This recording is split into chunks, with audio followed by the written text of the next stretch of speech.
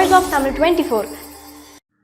நடிகர் விஷாலை வைத்து படம் தயாரிப்பவர்கள் தயாரிப்பாளர் சங்கத்தை கலந்து ஆலோசித்த பின்னரே படம் எடுக்க வேண்டும் என்று தயாரிப்பாளர் சங்கம் நேற்று திடீரென அறிக்கை வெளியிட்டது பரபரப்பை ஏற்படுத்தியது.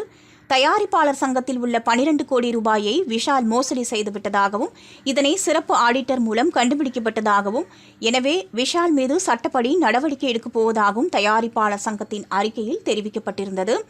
இந்நிலையில் இதற்கு விஷால் பதிலடி கொடுத்துள்ளார்.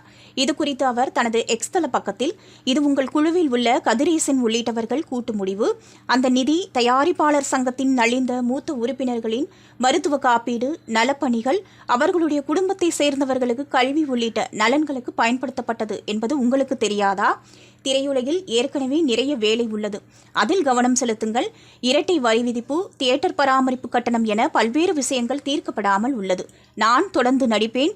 இதற்கு முன் படங்கள் தயாரிக்காத, எதிர்காலத்திலும் தயாரிக்க முடியாத வெறும் தயாரிப்பாளர்கள் என்று சொல்லிக் கொள்பவர்களே என்னை முடிந்தால் தடுத்து பாருங்கள் என்று சவால் விட்டுள்ளார். இது பெரும் பரபரப்பை ஏற்படுத்தியுள்ளது.